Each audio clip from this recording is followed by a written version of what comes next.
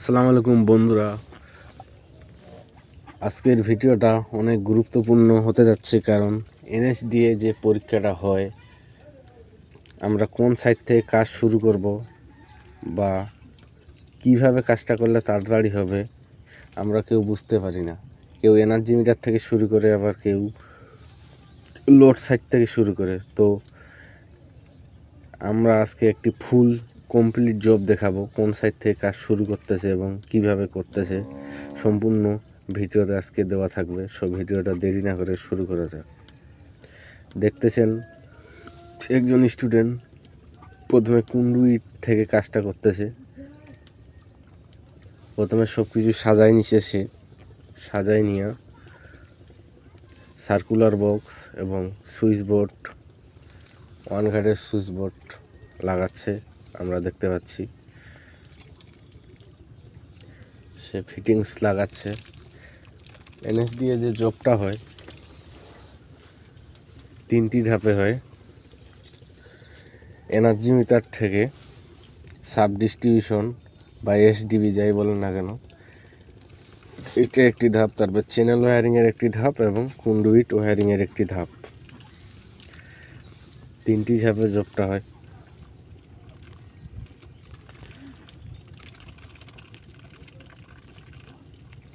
Sub distribution board বসা শেষ।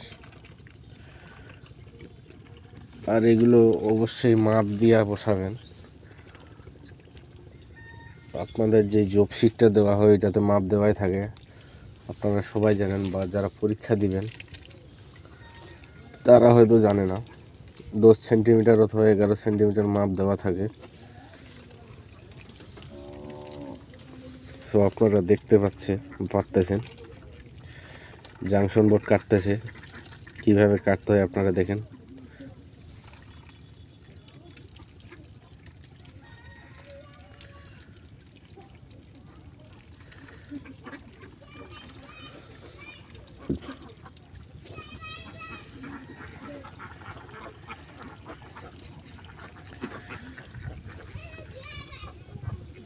এখন চ্যানেল ওয়্যারিং এর কাজটা করতেছে, আপনারা দেখতেছেন।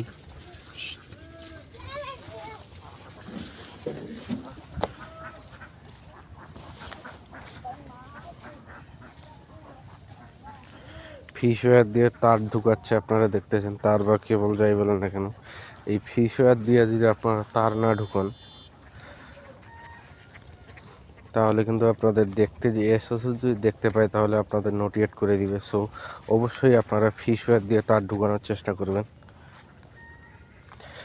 আর অনেকেই জানে না ফিশ ওয়্যার কোথায় ব্যবহার করা হয় এবং কিভাবে ব্যবহার করা হয়।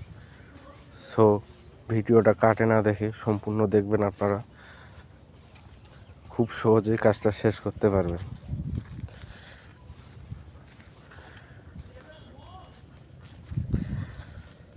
ফিশ ওয়্যার দিয়ে তার ঢুকাচ্ছে কিভাবে আপনারা দেখেন। প্রথমে ফিশ ওয়্যারটা ঢুকাইলো, তারপর কয়টা তার লাগবে হিসাব করে নেবেন। ফিশ ওয়্যারটা ঢুকানোর পর কোন সাইডে কয়টা তার যাবে প্রথমে হিসাব করে তারপর ফিশ ওয়্যার ভিতরে ঢুকাই টান দিবেন, তাহলে আপনাদের সুবিধা হবে। আর হিসাব করে না ঢুকাইলে আপনাদের আবার খুলতে হবে, আবার লাগাইতে হবে এবং আবার তার টানতে হবে।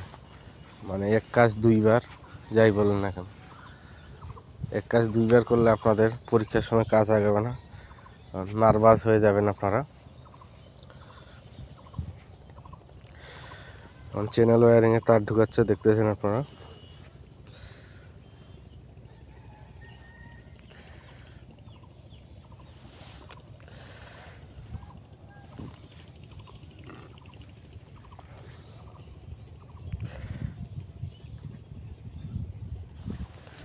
এক সাইডে একটি কুলিং বেল আছে মনে হয় এই যাবে, আর এক সাইডে 2A সুইচ দিয়ে একটি বাতি নিয়ন্ত্রণ করবে।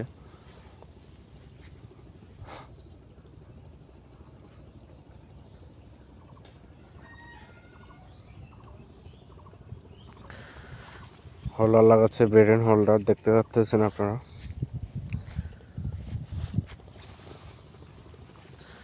অনেকেই জানে না পেন্ডেড হোল্ডার এবং বেটেন হোল্ডার কি। পেন্টেড হোল্ডার হলো ঝুলন্ত অবস্থায় থাকে, আর বেটেন হোল্ডার হলো দেয়াল বা যে কোনো জায়গায় সুন্দরভাবে বসানো থাকে। এক কথায় 2A সুইচ লাগাচ্ছে, আপনারা দেখতে পাচ্ছেন।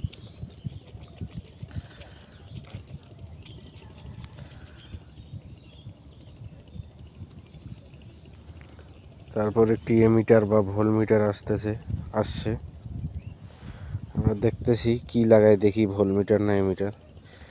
পাওয়ার সকেট লাগাচ্ছে, আমরা দেখতে পাচ্তেছি।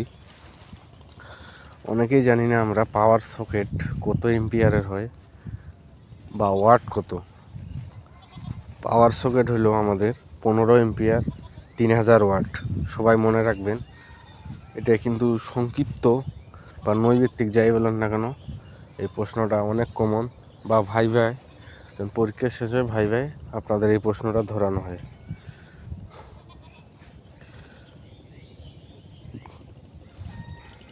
তো কারো যদি কোনো সমস্যা হয় আপনারা কমেন্টে জানাবেন, আমরা সুন্দরভাবে আরও বোঝানোর চেষ্টা করব এবং আরও সুন্দর ভিডিও দেওয়ার চেষ্টা করব।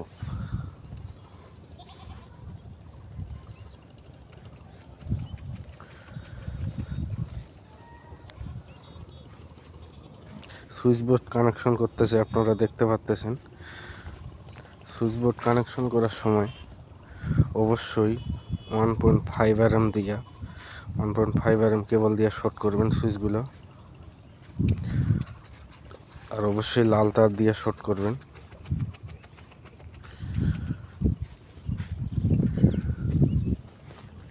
না হলে আপনাদের সমস্যা হতে পারে।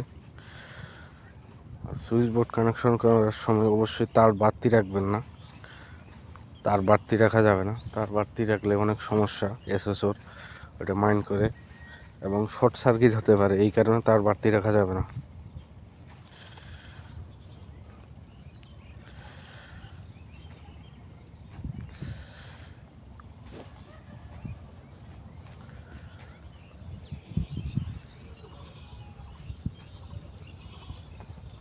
সুইচ বোর্ড লাগাচ্ছে এক সাইডের চ্যানেল ওয়্যারিংয়ের, আপনারা দেখতে পাচ্ছেন।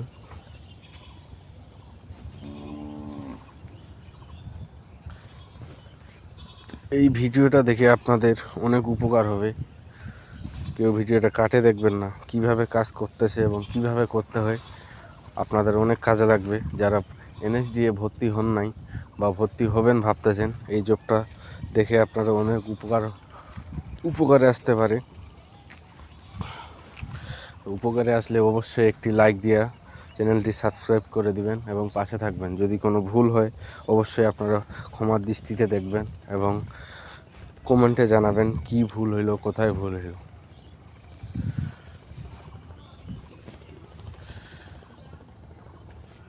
সাব ডিস্ট্রিবিউশন বোর্ডের এমসিবিগুলো কানেকশন করতেছে। এমসিবি আমাদের লেখা থাকে 6 এম্পিয়ার লাগাইতে হয়, আর আপনারা যে এমসিবির নিচে তারটা শর্ট করবেন ওইটা অবশ্যই 4 RM তার দিয়ে শর্ট করবেন। আর এমসিবির আউটপুট থেকে সুইচ বোর্ডে যেই তারটা যাবে ফিউজে, ওটা অবশ্যই 2.5 RM তার, এবং কন্ডুইটের সুইচ বোর্ডে যে তারটা যাবে ওইটাও অবশ্যই 2.5 RM, এবং লাইটিং সার্কিটের জন্য 1.5 RM তার ব্যবহার করবেন। এটা অনেক প্রশ্ন থাকে, লাইটিং সার্কিটে কত RM তার ব্যবহৃত হয়, অবশ্যই 1.5 RM বলবেন। আবার পাওয়ার সার্কিটে কত RM তার ব্যবহার হয়, অবশ্যই 2.5 RM বলবেন।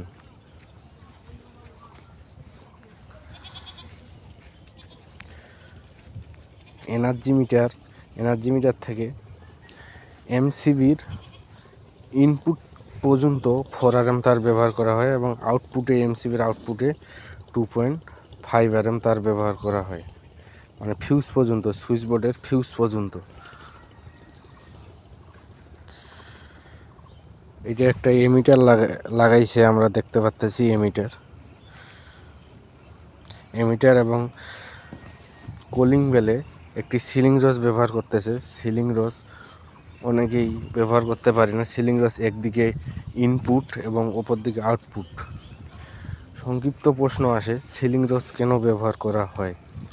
সিলিং রোজ ঘরের সৌন্দর্য বৃদ্ধি বা ফ্যান বা টিউবলাইট যাই বলেন না কেন, আউটপুটে লাইন দেওয়ার জন্য ব্যবহার করা হয়, ঘরের সৌন্দর্য বৃদ্ধির জন্য। সার্কিটটি আমাদের পুরোটাই শেষ হয়ে গেল। ভিডিওটা